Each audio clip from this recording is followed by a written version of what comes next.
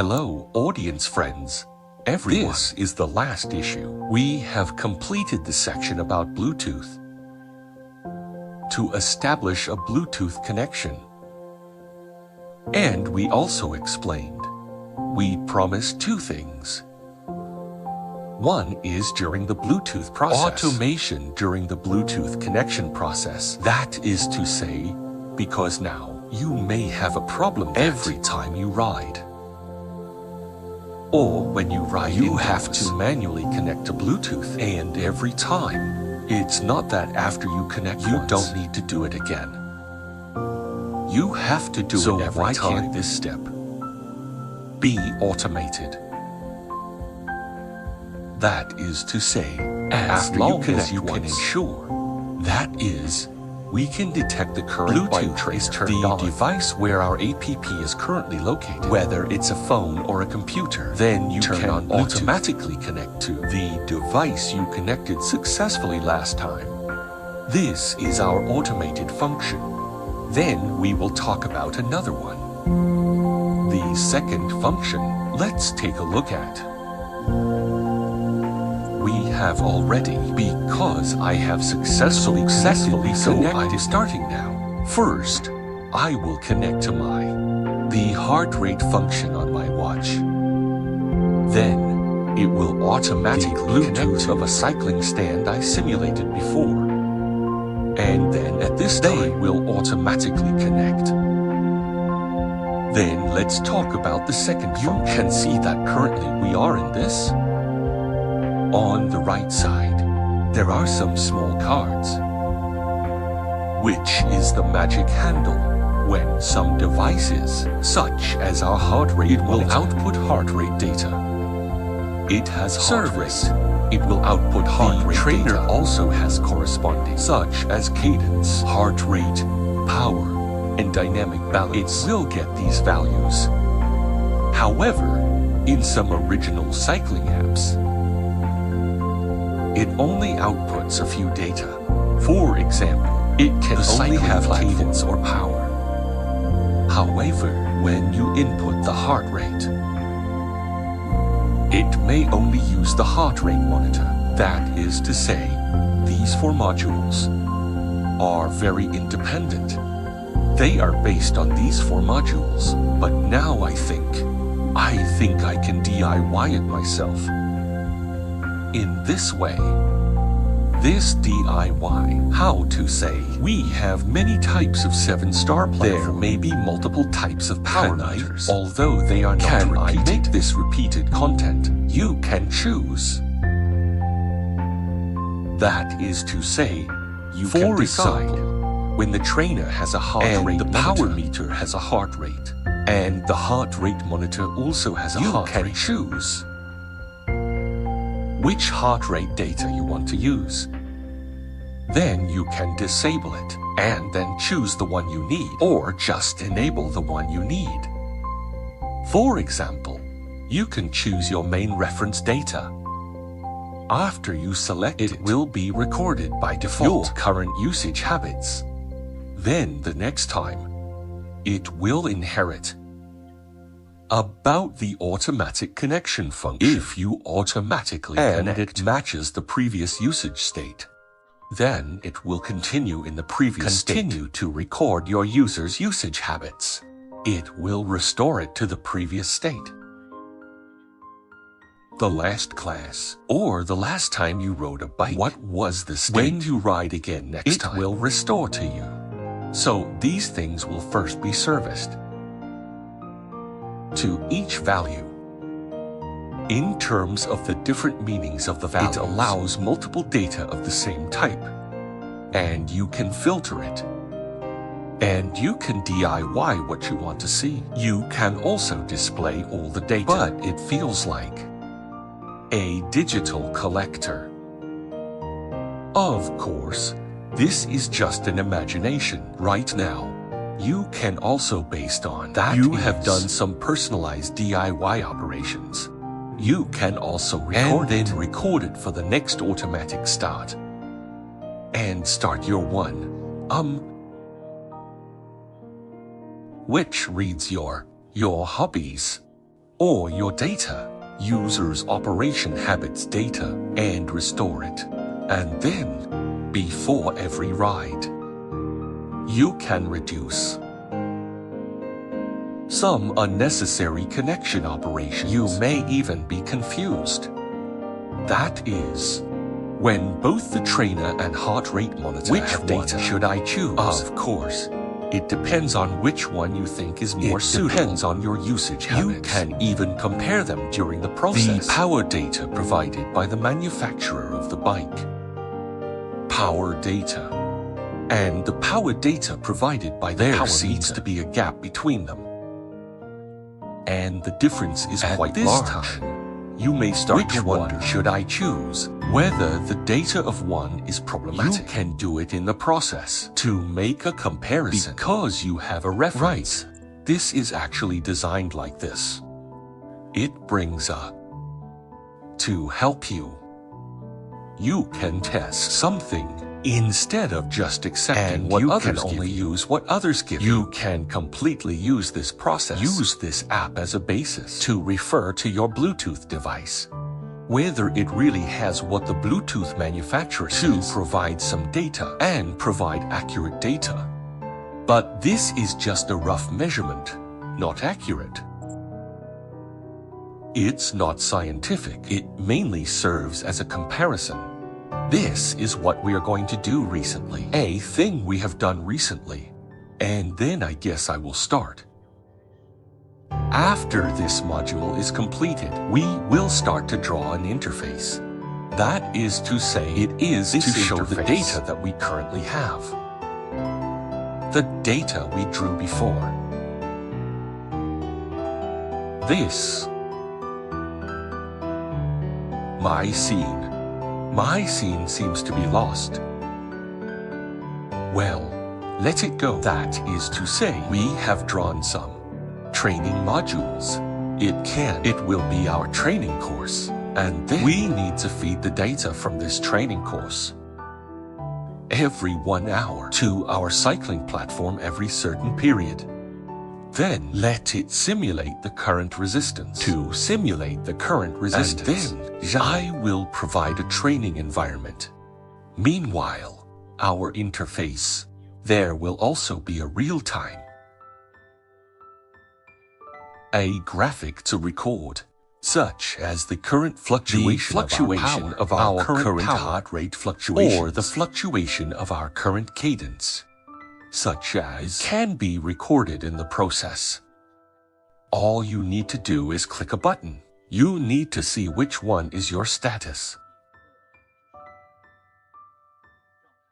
For example, we may have the default power of cycling, right, which is the core, but you may monitor. Or you will notice a change in your heart rate. Because of this, of course, this is more of a professional athletes will pay attention to such as my heart rate during the Z3 process. Or other heart rate intervals, heart rate. They will assess whether they should stay for a long time. Because once, let's take a simple example. When he reaches Z4, his heart rate may still be 110. Let's say it's 100. When he reaches Z5, his heart rate suddenly rises to 150 or 160. He will feel that he should not let his heart rate drop and increase so much. He should return to Z4 or between Z4 and Z5. At this time, this will make his training more effective.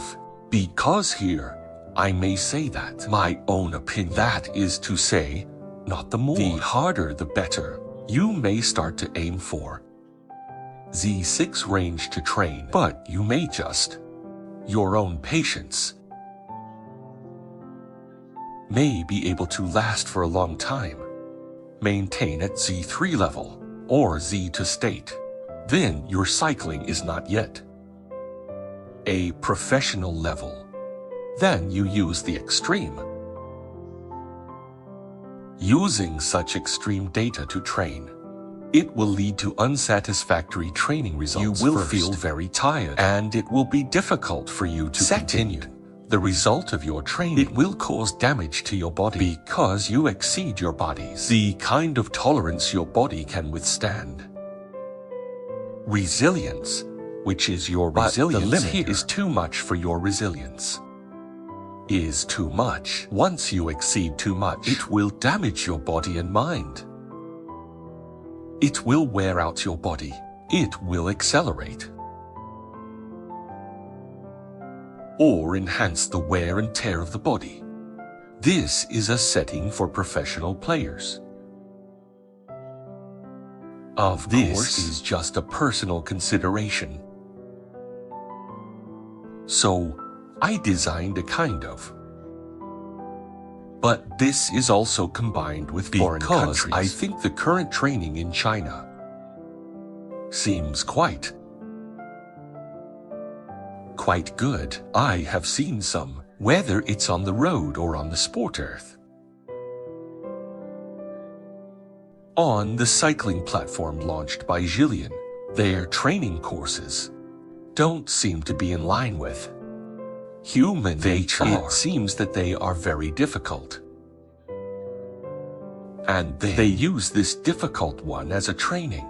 The higher the intensity of the training, the better the effect seems to be. I don't think so.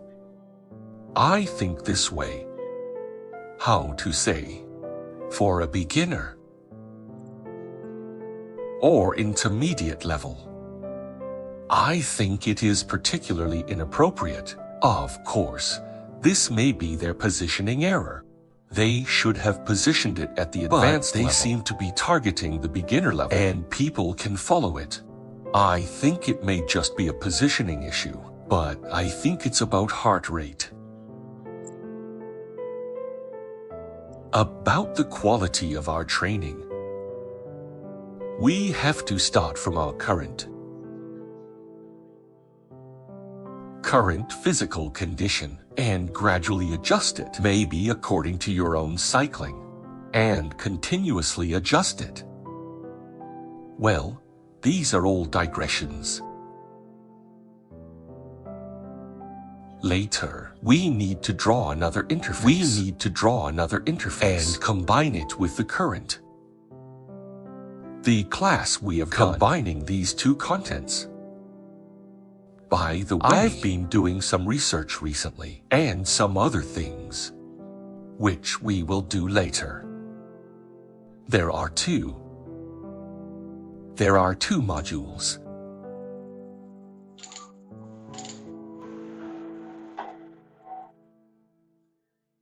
One is the Gameserver module, which means we definitely need to do multiplayer online. So, for online for a small team, the development of the server and the difficulty of operation and maintenance will be relatively high. I saw a database called Spacetimedb before. They claim to be able to integrate the server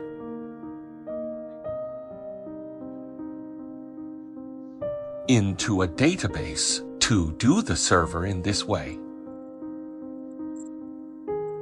I think this is quite novel, but the most impressive thing is its description is that it can do. It is based on the C# Unity platform, which just fits my current technical stack. Look at this framework architecture, which includes the client code and the server. The server actually includes the database. The database is no longer placed separately in a separate place, but the current. Our Gameserver class. The advantage is that it is very efficient. The downside is that you may need to spend more. The operation and maintenance cost may be higher because you need to deploy as an emergency disaster recovery. This is my understanding. And then, the solution he provided is suitable for small-scale team development. It was released in May this year. It's about servers. It has C# and TypeScript. C# and TypeScript. Rust. There are two languages, Rust and C#. It just happens that Unity can be integrated. They also made a Momo RPG game, an RPG game based on the current one. Server. I suspect they are developing server software. The game, that is to say, the game is just a test case for them. The server is their real, a core selling point. And then, this year, at the Game Developers Conference, they also gave a speech about the usage, about the current solution, and the results they achieved. I think it's pretty good. The content they did is based on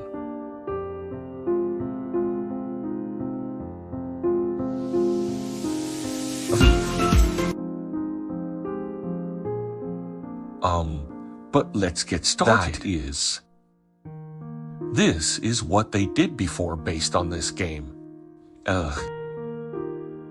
Games based on this server. I think it can be used as a reference. Refer to this solution. To make a cycling software game server. However, there is a problem now. Its online time is relatively short. I'm worried about its commercial and stability. This is a point. Okay, that's all for this point. Let's introduce the second module. The second is to study the real scene. The map is us. First, we make a cycling app or a cycling game. I don't think it should be limited to indoors. We definitely need some outdoor ones. What can we do outdoors? I think the most important thing is our route, right? The route means to record the path we have traveled and draw it on the map. Then, how can people see it? How to integrate it into our app? I studied a plugin called Mapbox. It provides some case scenarios, which is very useful. For example, about the zoomable map. You can see in Unity or in a cycling app, you can feel it.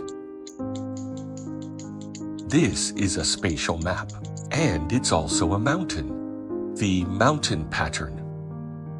As you zoom in, it will load a map with different precisions.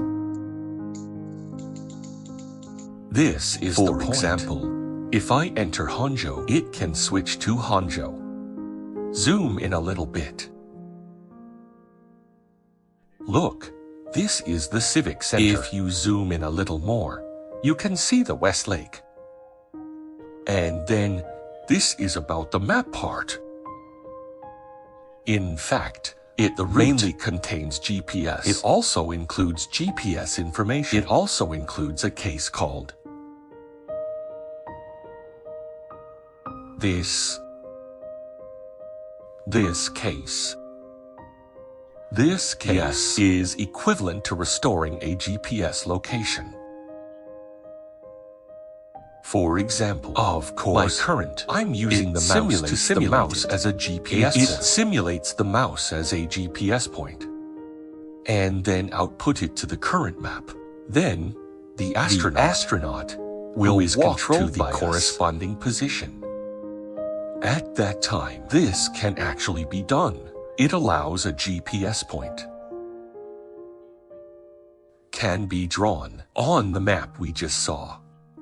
Then this map can save, assuming that. Suppose you want to share your route.